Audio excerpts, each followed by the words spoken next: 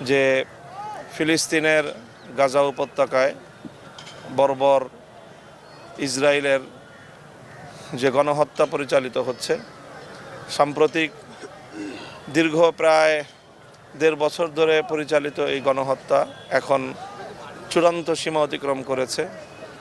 বীভৎস সেই হত্যাকাণ্ডের দৃশ্যগুলো গাজার আবাল বৃদ্ধ বনিতা, বিশেষ করে ছোট ছোট দুগ্ধপায়ী শিশু, তারাও যেভাবে হত্যাকাণ্ডের শিকার হচ্ছে, নির্বিচারে নারী শিশুদেরকে যেভাবে হত্যা করা হচ্ছে, এই দৃশ্য গোটা বিশ্ব বিবেককে নাড়া দিয়েছে এই দৃশ্যগুলো।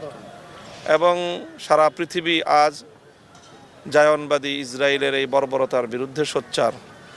পশ্চিমা বিশ্ব থেকে এমনকি খোদ ইসরায়েলের মদতদাতা আমেরিকার রাজপথগুলো